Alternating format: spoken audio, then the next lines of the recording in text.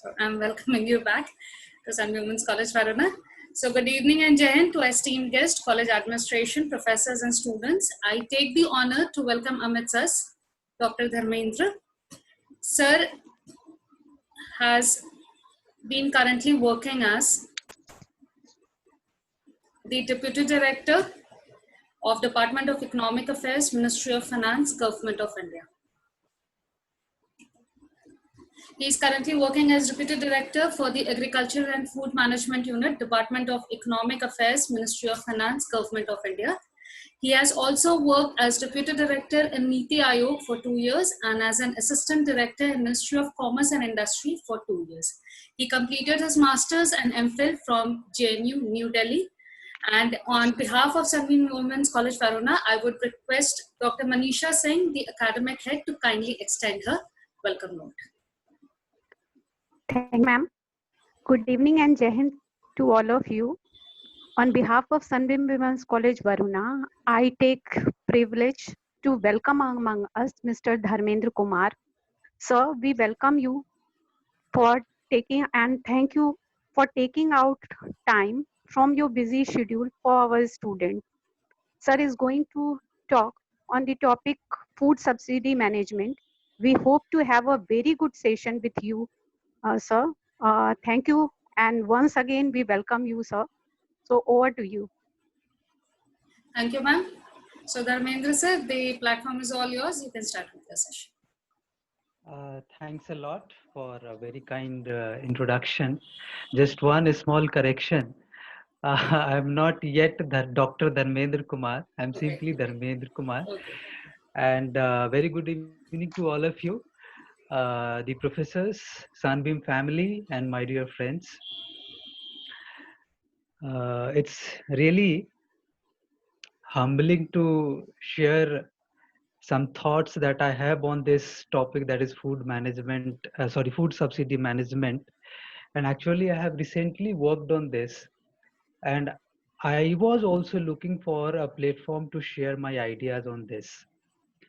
As you all are aware that currently the country is going through, in fact, the whole world is going through a serious crisis situation.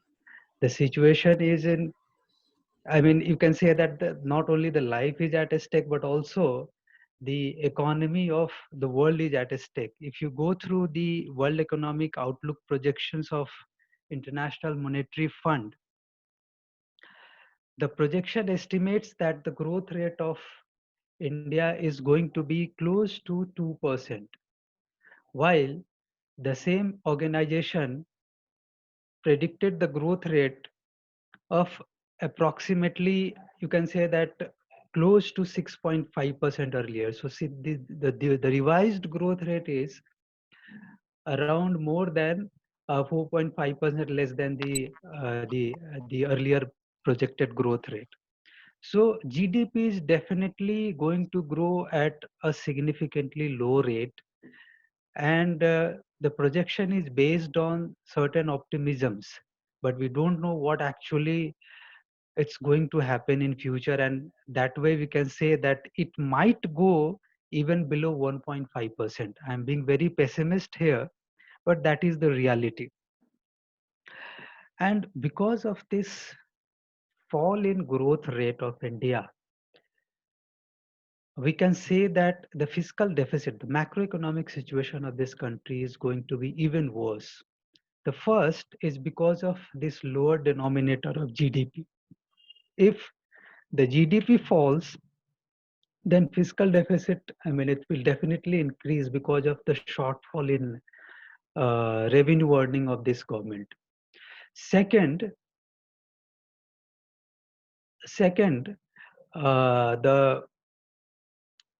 as you know that it has been a part of the macroeconomic management of Indian economy to utilize privatization proceeds to manage its budgetary deficit. So this time also there is a shortfall in privatization proceeds because of this adverse economic scenario, and because of that also fiscal deficit is going to be higher. Then revenue shortfall is there. and economic activities are not taking place.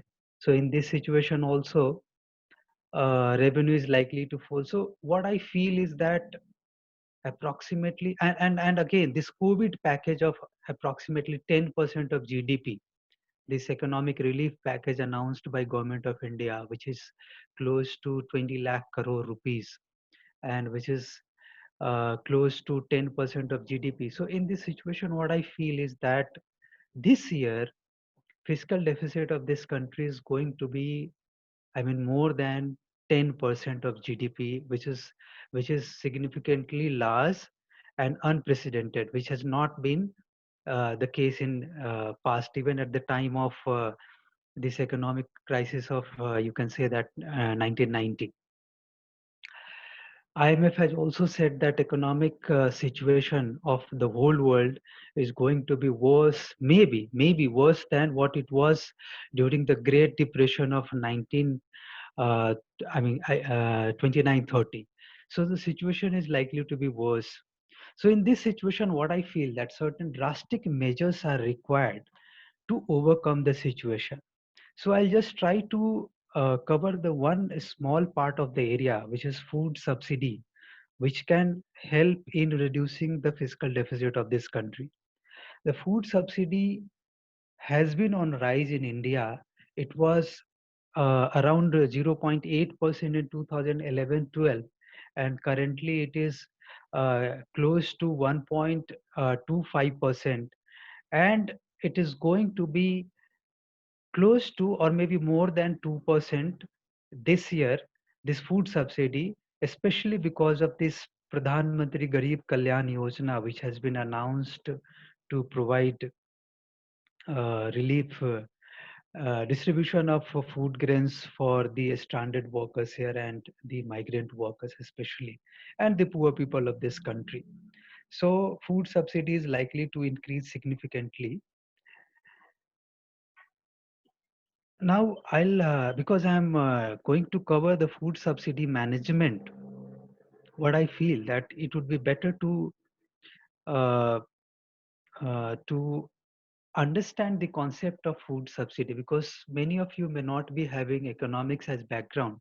So just a very brief introduction of the area. This food subsidy is nothing else but the economic cost of procurement of food grains. I mean, whole, I mean, maintenance of a stock and everything that includes the economic cost of food grain and the price at which it is provided to, the price at which it is provided to the poor people under National Food Security Act. So the price is called central issue price, at which it is provided, the food grains are provided to the poor people of this country. As we know that, the current rate of central issue price is, it is 3 rupees for per kg for rice, 2 rupees per kg for this wheat, and 1 rupees per kg for coarse grains. So you can see that the central issue price is significantly low, but the economic cost of food grains, which includes the minimum support price, the maintenance cost of the stock of food grains, distribution, everything, and that becomes, the figure becomes very large. So the difference between the economic cost per kg and the central issue price is actually the food subsidy. Now, the situation in India is that because of the mandates of the National Food Security Act, this central issue price has remained constant since the introduction of the act in 2013. Though there are provisions in the act that that government may decide to increase the central issue price, but it has not happened so far. In fact, it was after so many, it has been postponed many times, and it was due in July 2019, but it was again not revised. But we know that from the announcement of Union Budget 2018-19, the MSP of the crops has been fixed, I mean linked with the cost of production. So now, whatever be the cost of production of food grains, the MSP has to be 1.5 times the cost of production. So MSP is always higher by 50% of the cost of production of the farmers. This is by rule now, and it has to be there. So because of this, MSP has increased significantly. The minimum support price has increased significantly, and because of that, economic cost of food grain has also increased significantly. So you can say that due to this rising economic cost and central issue price remaining constant, food subsidy bill of Government of India has been rising continuously. Currently, it is 1.22% of GDP. Now, what about the stock? So in India, now there was a time when there was deficiency in production of food grains in India. But now India has moved away from the situation of deficiency to the condition of permanent surpluses. Now we have buffer norms of food grains, which is a kind of amount of food grains which government of India is supposed to maintain as a stock to meet contingency situation and to meet the mandates of this National Food Security Act. But the situation is that so for example, I would like to go through certain figures. The norm is 13.8 lakh metric ton for wheat, the buffer norm. But actual stock was 330 lakh metric ton on 1st of January 2020. And see, this figure is for January 2020, and the procurement has started from 1st of April 2020. And under this procurement, another 400 lakh metric ton of wheat is likely to be procured by Government of India. But annual requirement under national food security schemes and other welfare measures like this midday meal schemes and this you can say that this ICDS, integrated child development schemes. So under these schemes, the annual requirement is only 250 lakh metric ton. So the stock of food grain is also rising in India. Well, it is a desirable phenomenon, but economically it is not viable. It needs to be disposed of because the storage charge of a storage charge of food grain is approximately 560 rupees per quintal. And given this volume of food grains in the stock of FCI, the storage charge itself is very high. Now, the means to dispose of this stock of food grains, we have this open market sale scheme, which is adopted by Food Corporation of India. But unfortunately, the disposal under this OMSS scheme, that is open market sale scheme, is very low. And a a significant proportion of whatever is sold through this OMSS is taken by the state governments itself wherever the deficiency is there. So disposal to the private traders is very low, less than 10%. And I would like to tell you that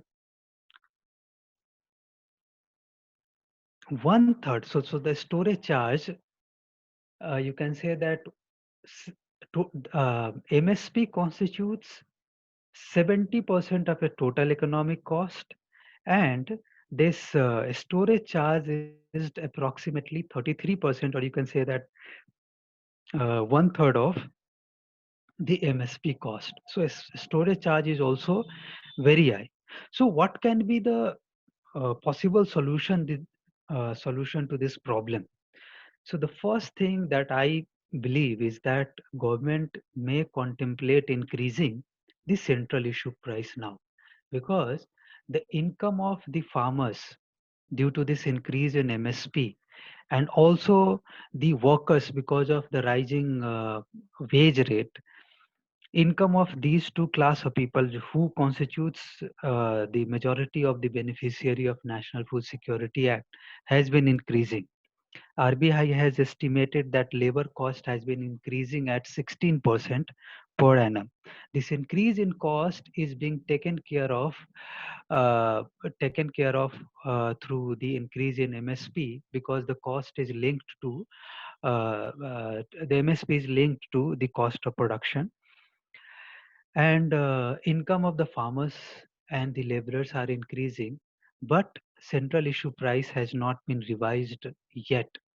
So well, this step might be contrary to the interest of the poor people, but what I propose that the design of increase should be like this. First, the CIP should remain unaltered. It should not change for the poorest of the poor people. The CIP, I mean the central issue price, should be 50% of the economic cost for the poor people, that is below poverty line people, but it should be equal to the economic cost for the people who are above poverty line. As you know that under National Food Security Act, uh, around two-thirds of India's population is covered, but the share of poor people is very less, and unfortunately majority of the poor people are not even covered under this National Food Security Act because of the identification problem, especially the workers and the families who have migrated to urban areas. They are not actually being covered under this scheme. It is very difficult to identify them and to provide them the food grain. So ideally what should be done is that though you increase the cost of this price of distribution, that is central issue price, but increase the coverage and confine it, especially the benefit should be confined to especially the poorest of the poor people and the poor people. So increase the coverage, increase the entitlement also. So the current entitlement is 5 kilogram of food grain per person, which is inadequate. You From our experience also we know that we can see poor people buying food grains from the open market, and that is quite unaffordable. I mean, that is quite dearer to their cost of living. So in that situation, what I believe is that coverage should be increased, the entitlement should be increased, but at the same time central issue price should also be increased. The second measure that I propose is that government should go for reduction in this procurement. The procurement of food grains under the policy of procurement, I believe, is not very inclusive currently.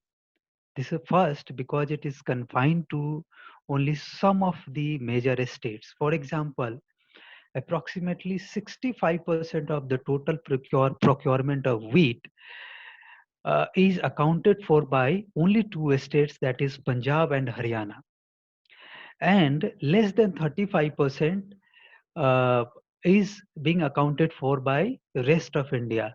So see the skewness of the procurement operation in India. Second, the benefit of procurement is reaching primarily to the big farmers, not to the small and marginal farmers. So in this situation, what I believe is that there should be some mechanism of procurement in which the benefits mainly accrues to the small and marginal farmers, and it is equitably distributed or to all the producing estates of our country. So what I believe that one more thing that I would like to indicate here, because of this higher MSP and higher procurement in the states like Punjab and Haryana, the production of wheat and procurement, which are water guzzlers, which are water intensive crops, the production of these two crops has got incentivized, and because of that acreage has been increasing. And because of this more and more emphasis on only these crops, because they are being incentivized through MSP procurement, the water table has significantly declined in these two states. So MSP and MSP led procurement is also creating.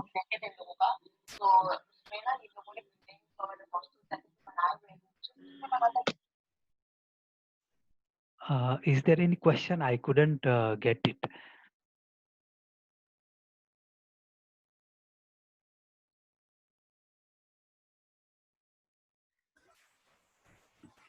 Hello. Hello. No, nothing, sir. Please carry on. Okay. Yeah. So, the problem is that there definitely there needs to be less and less procurement, and for that procurement should be confined to a small and marginal farmers.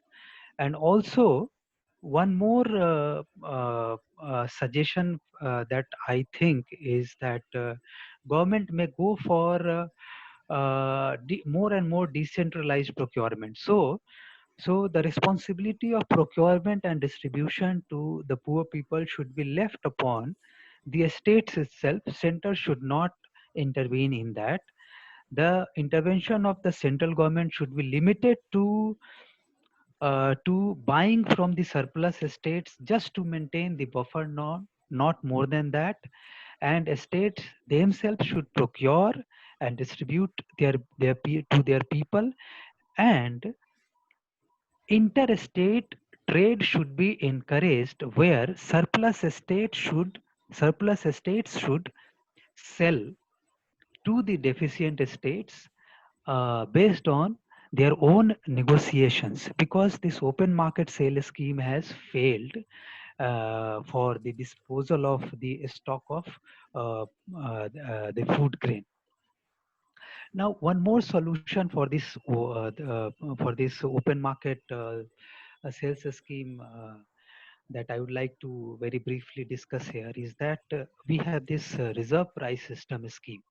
Under this reserve price system scheme, the bidding that takes place for disposal of the food grains and under OMSS, open market sale scheme, is linked to this minimum reserve price. So bidding price cannot go below this floor price.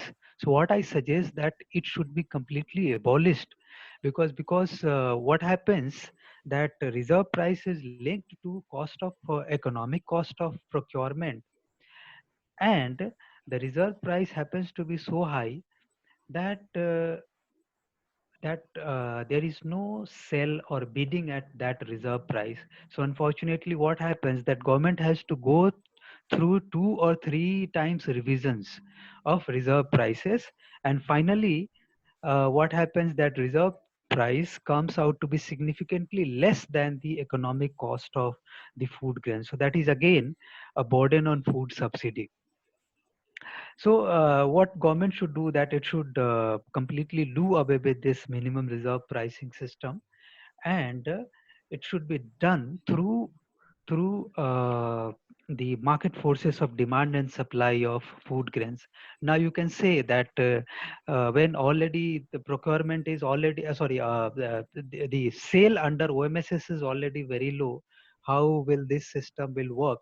So what I believe that number of participants in this OMSS should be increased, and the way to increase is that currently the policy is that only those traders are allowed to bid who are able to, or whose minimum bid amount is at least 10 metric ton.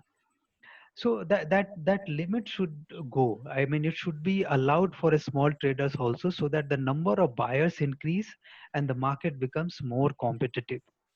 So with this, I would like to conclude that to manage the food subsidy, first central issue price should be increased, procure and coverage and entitlement under the National Food Security Act should be increased so that more and more stock is disposed of for the benefit of the poor people, and storage charges declines and food subsidy will decline. Second suggestion is that go for less procurement confined to small and marginal farmers, or leave it to the estates to procure for themselves. What you can do is that you can increase the devolution through the finance commission if there is shortfall in the revenue of the state governments because of this, or state governments may be compensated through some other channels. The benefit of food subsidy may be given to the poor people through this direct benefit transfer. Maybe that can also be a solution. Already the places like Chandigarh, Dadar and Nagar Haveli and Puducherry have introduced this scheme. And third, that minimum reserve pricing system should go, and more traders should be allowed. Even if they are small traders, they should be allowed under this open market sale scheme. So that's it. Thank you so much. If there is any question, I would welcome that. Thank you, sir.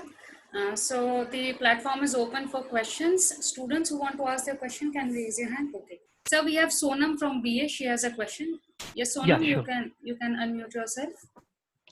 Jahan sir, my Yeah, question is that what measures should government take so that the food subsidiary benefit should be reached to the poor people in this global pandemic? So already government has taken a lot of measures. Like first is that the entitlement has been increased, and the increase in entitlement is free of cost. Second is that one nation, one card scheme. So it's basically a kind of portability of cards. So what I understand is that you are especially talking about this pandemic situation, Yes, and sir. under this pandemic situation, a lot of workers and migrant peoples are stranded at some places. So for that, what government has done is that it has allowed portability of ration card. So your ration card is not applicable only to your native place, but it can be utilized in any public distribution shop, that is PDS shop. So that is the thing. And second, my suggestion is that uh, government can go for a kind of drive to identify the workers who are actually working in other estates. So now you may have heard that states like UP is saying that now the estates who want to import the workers from UP, they will have to take the permission of the state.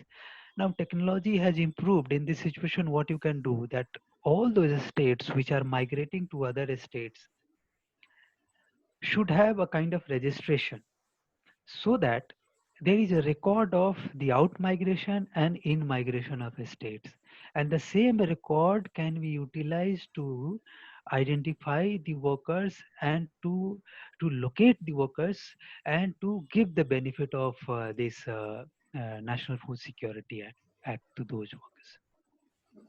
Thank Thank you. you, sir. So we have one more question from Nikita Yadav, BCom third year. Yeah, sure. Good evening, sir. So my question is, does it become tough for the government to make farmers aware about the subsidies which they provide? Because as we know that more of the farmers are not much aware about the benefits provided by them. So how does it work for them?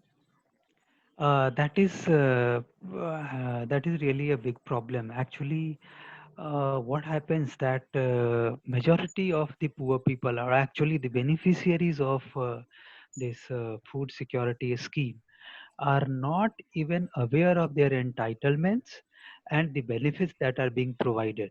So what happens that they remain exploited in the hands of the dealers who are actually distributing the food grains. So awareness is a problem, though there are schemes and provisions in the schemes to make the farmers aware of that.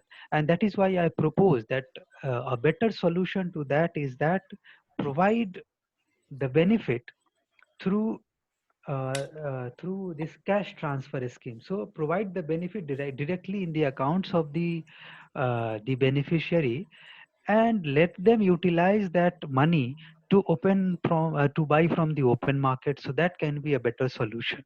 That's right. Thank you. Yes, thank you, sir. Sir, so we have one more question from Ruchi Pandey. She is from BA. Yeah, sure. Jain sir, Yeah. my question is, sir, what are the changes proposed by the Food Corporation of India restructuring? I didn't get the question. Sorry. So, what are the changes proposed under the Food Corporation of India restructuring? Uh, so there was Shanta Kumar panel for restructuring of this FCI, but whatever restructurings were recommended by the panel, most of them have been executed, and the government is still on the way to execute them. The first is that computerization of PDS shops. So that you can say that government has seen significant progress. I think that I don't remember exactly the data, but more than 85% of FPS, that is fair price shops, have been integrated through this computerization scheme. And uh, about this minimum reserve pricing system also, there was a recommendation from this Shanta panel that that it should be linked to the market forces of demand and supply, though it did not actually discuss about the actual mechanism of determination of this reserve price, but it suggested that it should be linked to the forces of demand and supply. And it also suggested that some small traders should also be allowed. So that is something that has not yet taken place. And otherwise, I don't see any change in the operations of FCI. It is still working on the same line, procuring food grains on the direction of the government, and the MSP is decided by CACP, approved by government, and FCI procures it, stocks it, and distribute it to the states. That's the thing that is happening right now. Thank you. Thank you, sir. So, do we have any more questions? You can raise your hands if anyone needs to ask a question. Okay, so we have one more question. Okay, we have one more question from Iksha. She is from BCom Second. Yes, Iksha, please unmute yourself. Jain sir, my question is, according to you, which focused area will get more subsidy in the post-lockdown period? Once again, please. What's the So, question? so according to you, which focused area will get more subsidy in the post-lockdown period? Actually, if you're talking about food subsidy, the components are clear. The 70% of the subsidy goes to the procurement under MSP, and 30% under this distribution.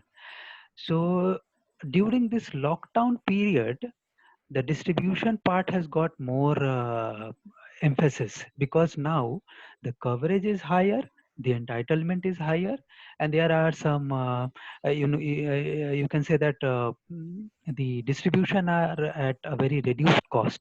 In some cases it is free of cost.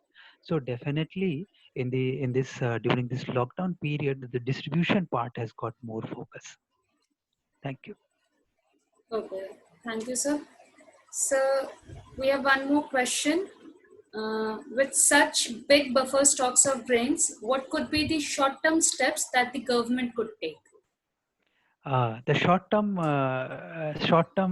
approach is first increase the entitlement, and increase the cost of, I mean, the central issue price, so that if you increase the entitlement, there is not high stress on the exchequer of Government of India.